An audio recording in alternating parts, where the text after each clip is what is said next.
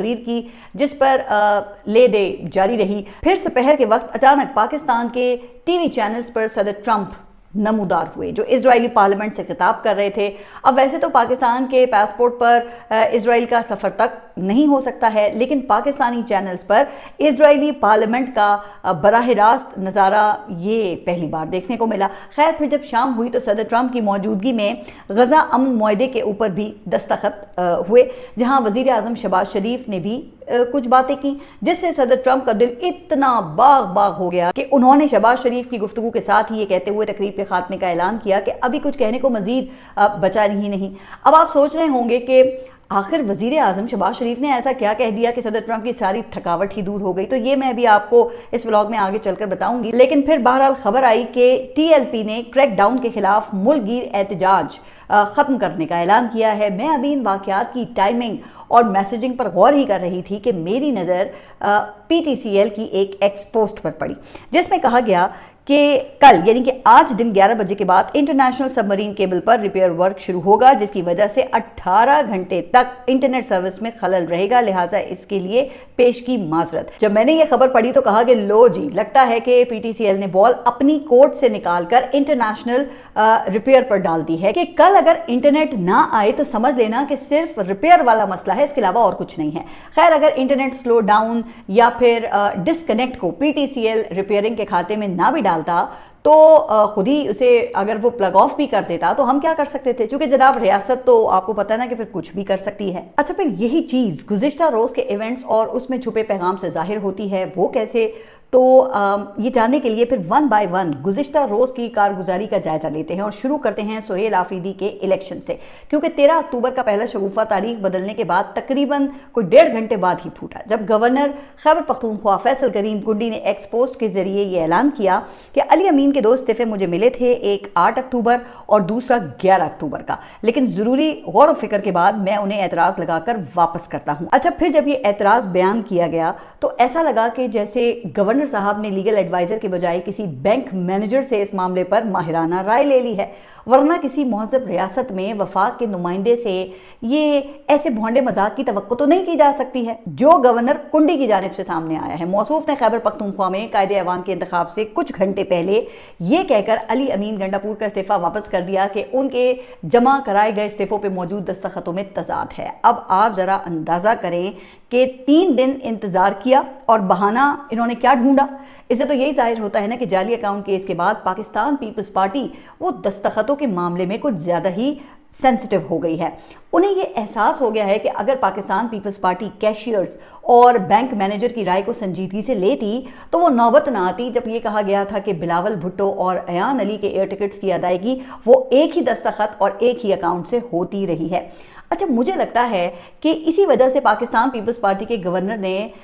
بڑی احتیاط برتی ہے یا پھر احتیاط کرنا بڑا ضروری سمجھا اور تصدیق کے لیے بینک مینیجر کی رائے کو انہوں نے ہلکا نہیں لیا اور علی امین گنڈاپور کو 15 اکتوبر کو ذاتی حیثیت میں بلایا۔ اچھا پھر یہ بھی کہا کہ 15 اکتوبر کو بھی 3 بجے کے بعد آنا چونکہ میں پشاور سے باہر کسی ضروری کام سے گیا ہوا ہوں، لیکن جناب گورنر کا یہ حربہ نہ چلنا تھا اور نہ ہی چلا۔ البتہ عدالت سے رجوع کرنے کے لیے اپوزیشن کو ایک موقع دے دیا گیا، لیکن اس پوسٹ کے فوراً بعد ہی علی امین گنڈاپور نے اپنے دونوں استعفوں کی کاپیز ایکس اکاؤنٹ پر جاری کی۔ جب میں نے ان کاپیز پر موجود دستخطوں کو دیکھا تو میں حیران رہ گئی، چونکہ دوربین اور خوردبین لگا کر بھی اگر آپ دیکھیں نا تو کوئی خاص فرق واضح نہیں ہوتا۔ البتہ ایک شائبہ سا ضرور ہوتا ہے کہ 8 اکتوبر والے استعفے کے سگنیچر میں علی اور امین جڑے ہوئے ہیں، جبکہ جو 11 اکتوبر والا استعفیٰ تھا اس کے سگنیچر میں علی اور امین کے درمیان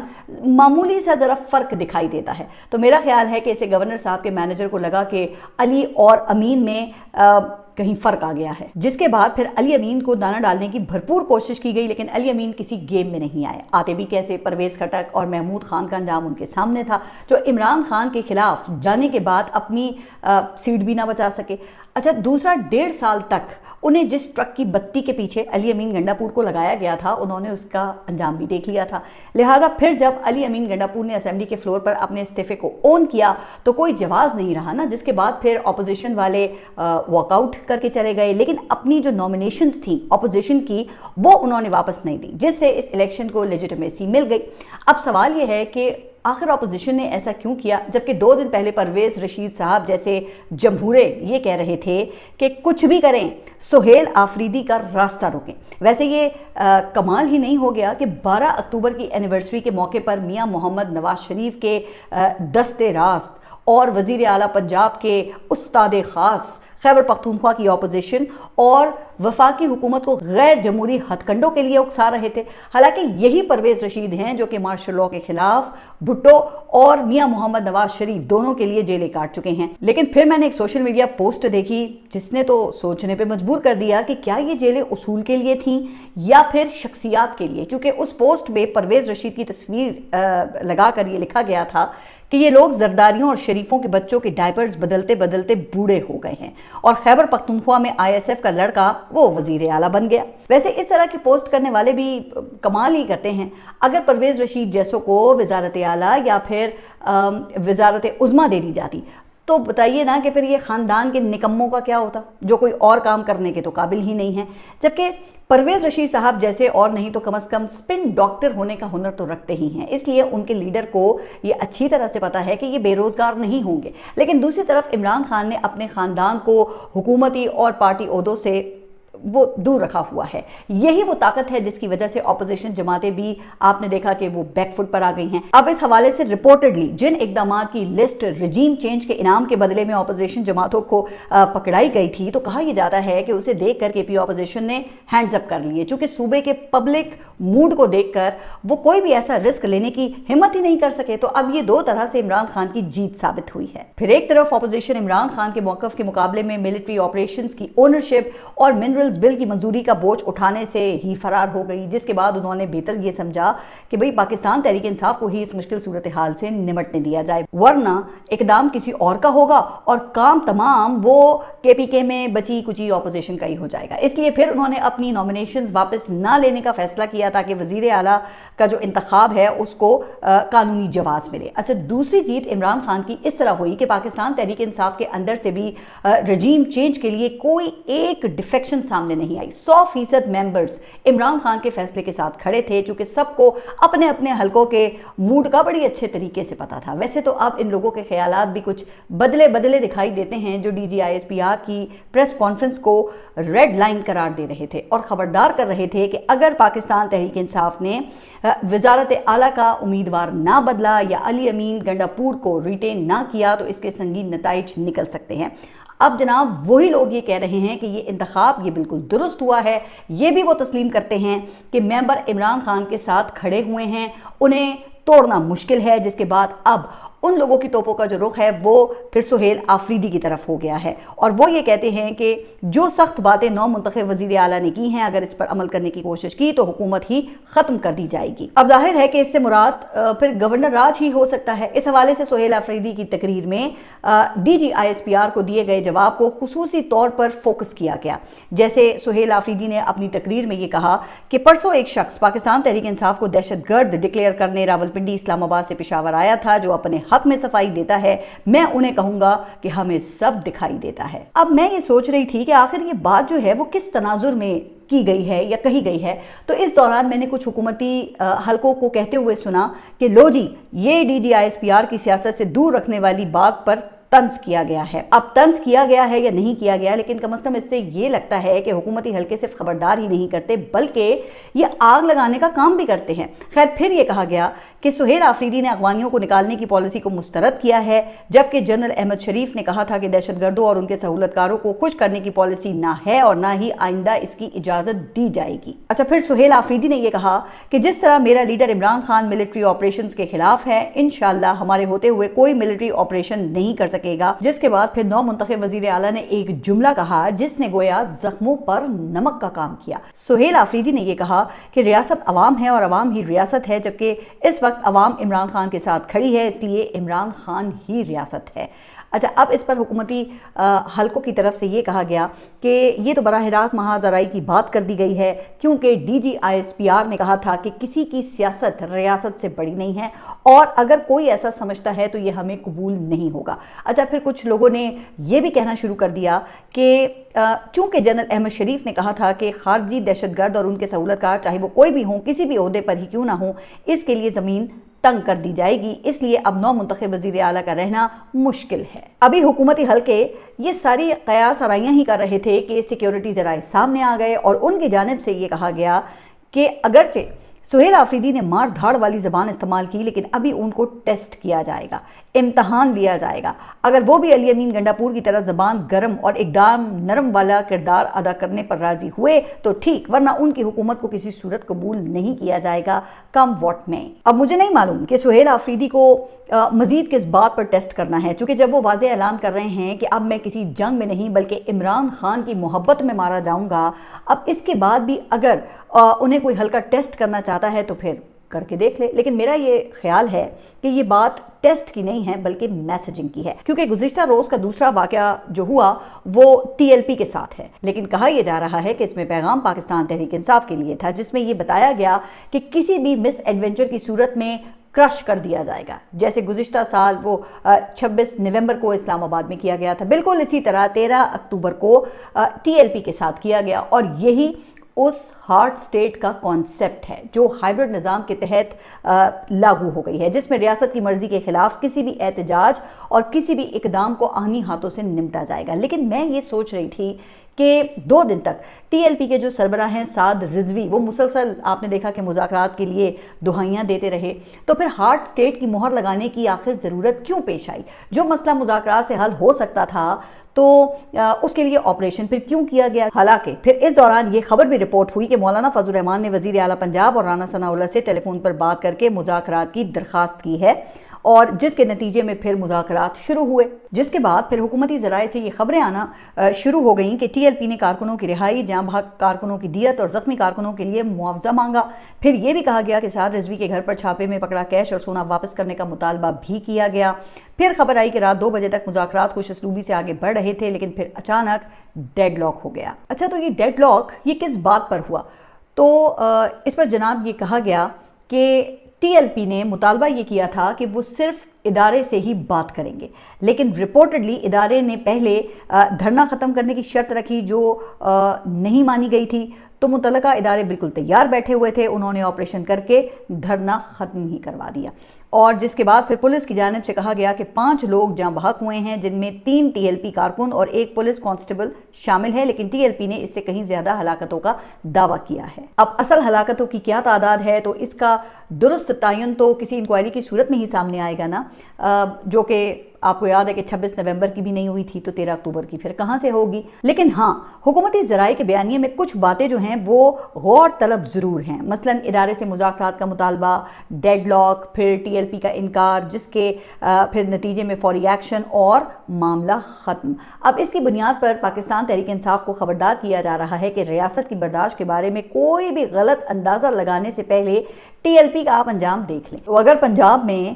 کہا جا رہا ہے کہ اپنے ہی کھڑے ہوئے لوگوں کے خلاف آپریشن ہو سکتا ہے، تو خیبر پختونخوا میں پھر بھلا کون روک سکتا ہے؟ شاید یہی وجہ ہے کہ پھر پاکستان تحریک انصاف کی جانب سے ایک طویل بیان آیا، جس میں دیگر مطالبات کے ساتھ یہ بھی کہا گیا کہ حکومت تمام جماعتوں کو پرامن احتجاج کی ضمانت دے۔ لیکن جناب، ہارٹ سٹیٹ کا مظاہرہ تو کر دیا گیا، لیکن ٹی ایل پی کا معاملہ وہ ابھی ختم نہیں ہوا ہے، چونکہ جو رضوی برادران ہیں ان کی گرفتاری کو ابھی تک حکومت نے اون ہی نہیں کیا ہے، اور یہ نہیں بتایا کہ وہ کس ادارے کی اس وقت حراست میں ہیں۔ پھر یہ بھی خبریں گردش کرتی رہیں کہ وہ گرفتاری کے وقت زخمی حالت میں تھے، جنہیں کنٹینر سے نکال کر فورسز اپنے ساتھ ہی لے گئی تھیں۔ تو اب ظاہر ہے کہ جب درست خبر نہیں ہوگی تو پھر یہ افواہیں ہی پھیلیں گی نا، اور ایسا ہی ہوا۔ سوشل میڈیا پہ جو رضوی برادران ہیں ان کی سلامتی کو لے کر یہاں تک کہا گیا کہ خدا نخواستہ اب وہ دنیا میں نہیں رہے ہیں، جس کے بعد پھر پنجاب کے مختلف شہروں میں توڑ پھوڑ اور ہنگامہ آرائی شروع ہو گئی۔ اچھا، اگرچہ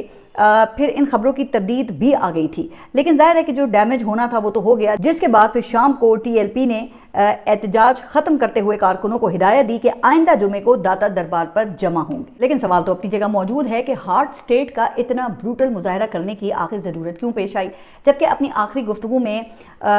جو سعد رضوی ہیں ان کا لہجہ ڈیڈ لاک والا نہیں لگ رہا تھا، تو کہاں گئی وہ پھر پنجاب حکومت اور رانا ثناء اللہ جو مذاکرات کی بڑی یقین دہانیاں کروا رہے تھے؟ پھر بعد میں رانا ثناء اللہ تو یہ کہتے ہوئے بھی پائے گئے کہ ٹی ایل پی کے مظاہرے میں تشدد شامل ہو گیا تھا، چونکہ ان کا کوئی مطالبہ تھا ہی نہیں، اس لیے مذاکرات ہوئے ہی نہیں۔ کیونکہ مظاہرین اسلام آباد جانا چاہتے تھے اور امریکی سفارت خانے پر یادداشت پیش کرنا چاہتے تھے جو ناقابل قبول تھا۔ اب آپ ذرا خود اندازہ لگائیں کہ ایک طرف حکومتی ذرائع کیا خبریں لیک کر رہے ہیں اور رانا ثناء اللہ جو ہیں وہ کیا بیان دے رہے ہیں، جس سے تو یہ واضح ہوتا ہے کہ اس معاملے پر پھر رانا ثناء اللہ اور وزیر اعلیٰ پنجاب بھی اتنے ہی بے اختیار تھے جتنے ٹی ایل پی والے مذاکرات کے لیے بےتاب۔ لیکن کہا یہ جا رہا ہے کہ فیصلہ وہ کسی اور نے کیا۔ اب بظاہر تو ٹی ایل پی کا احتجاج اسرائیل کو تسلیم کرنے کے حوالے سے تھا۔ اب میرا خیال یہ ہے کہ ایسا کوئی فیصلہ پاکستان نے ابھی تک تو نہیں کیا ہے، لیکن پھر کیا وجہ ہے کہ ٹی ایل پی کو یہ بات سمجھائی نہیں جا سکی یا وہ سمجھائی ہی نہیں گئی۔ لیکن سپہر کو پھر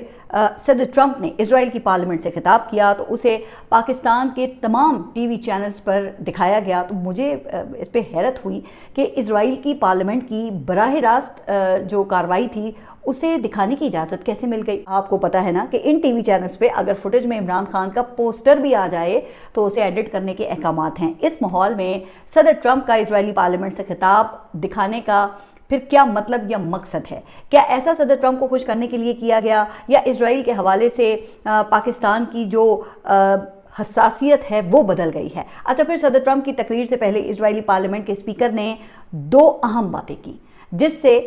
جو تصویر ہے وہ کچھ واضح ہوئی کہ یہ گیم لگی ہوئی کیا ہے۔ اس نے یہ کہا کہ جناب صدر، آپ آج اسرائیل کے عوام کے سامنے ایک عام امریکی صدر کے طور پہ نہیں بلکہ یہودی تاریخ کے ایک عظیم کردار کے طور پر کھڑے ہیں، ایک ایسے شخص کے طور پہ جس کی مثال ڈھونڈنے کے لیے ہمیں 2500 سال پیچھے سائرس دی گریٹ تک جانا پڑتا ہے، جو قدیم ایرانی بادشاہ تھا جس نے یہودیوں کو بابل کی جلاوطنی سے واپس آنے اور یروشلم میں اپنا ہیکل دوبارہ تعمیر کرنے کی اجازت دی تھی۔ اب آپ اس سے ذرا اندازہ کریں کہ اسرائیلی صدر ٹرمپ سے کیا توقعات وابستہ کیے ہوئے بیٹھے ہیں، اور یہ جو حوالہ دیا گیا ہے تو یہ 2500 سال پہلے کی بات ہے، جب اسرائیلیوں کو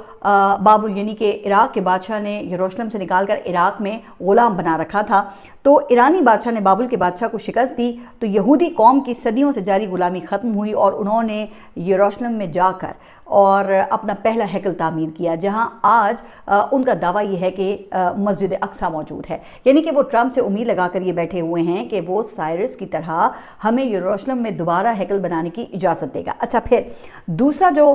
مطالبہ ہے ٹرمپ سے وہ ان کی طرف سے یہ کیا گیا کہ دنیا کو اس وقت ایسے خوشامدی لوگوں کی ضرورت نہیں جو مگرمچھ کو یہ امید دلاتے ہیں کہ شاید وہ انہیں آخر میں کھائے گا، جیسے حال ہی میں اقوام متحدہ کی جنرل اسمبلی میں دیکھا گیا، بلکہ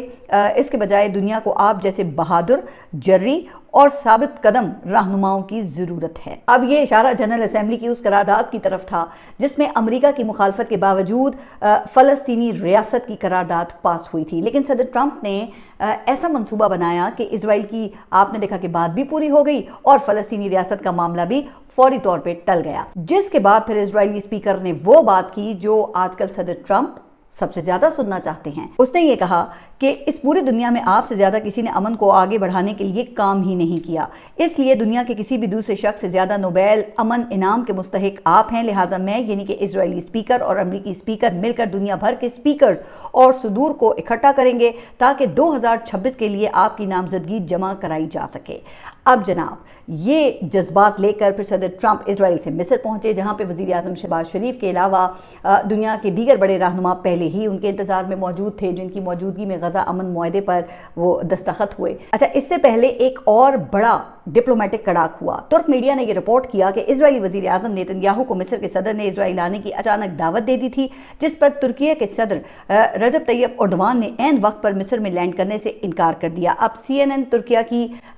صحافی کے مطابق ترک صدر نے واضح پیغام دیا کہ اگر نیتن یاہو اجلاس میں شریک ہوئے تو ترک وفد اجلاس میں شامل نہیں ہوگا۔ پھر غیر ملکی میڈیا کے مطابق اس تنازع کے دوران صدر اردوان کا طیارہ بحیرہ عرب کے اوپر فضا میں چکر لگاتا رہا۔ طیارے کی لینڈنگ صرف اسی وقت ممکن ہوئی جب اجلاس میں نیتن یاہو کی شرکت منسوخ کر دی گئی تھی۔ نیتن یاہو کے دفتر نے بعد میں یہ کہہ کر شرکت سے انکار کیا کہ سربراہی اجلاس کا وقت یہودی تہوار کے قریب ہے۔ اب اگر ترکیہ سٹینڈ نہ لیتا تو کیا پاکستان کے وزیر اعظم بھی اسرائیلی وزیر اعظم کے ساتھ اجلاس کو شیئر کرتے؟ خیر اس تقریب میں صدر ٹرمپ نے پریس ٹاک کی اور آخر میں پھر ان کی طرف سے پاکستان کا بھی ذکر کیا گیا اور کہا کہ میرے فیورٹ فیلڈ مارشل یہاں پر موجود نہیں ہیں لیکن پاکستان کے وزیر اعظم یہاں پر ہیں۔ اچھا اس کے بعد پھر صدر ٹرمپ نے وزیر اعظم کو بات کرنے کے لیے بلایا اور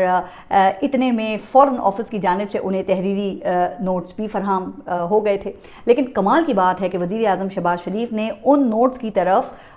دیکھا تک نہیں، حالانکہ ان نوٹس کو صدر ٹرمپ شہباز شریف کے سر پر کھڑے ہو کر پڑھنے کی کوشش کر رہے تھے، لیکن وزیر اعظم پاکستان نے تو بھائی ایسی فریکوینسی پکڑی کہ صدر ٹرمپ بھی دنگ رہ گئے۔ اچھا جب شہباز شریف نے امن کے لیے صدر ٹرمپ کی شبانہ روز کوششوں کا انگریزی ورژن بولنا شروع کیا نا، تو سائٹ پر کھڑے یونان کے وزیر اعظم کے چہرے پہ معنی خیز مسکراہٹ پھیل گئی، جبکہ پیچھے کھڑی اٹلی کی وزیر اعظم نے تو منہ پر ہی اپنے ہاتھ رکھ لیا۔ اور پھر جب وزیر اعظم نے یہ کہا کہ میں نے پاک انڈیا جنگ بندی پر صدر ٹرمپ کو امن نوبیل انعام کے لیے نامزد کیا تھا، آج 8ویں جنگ بند کروانے پر دوبارہ اگلے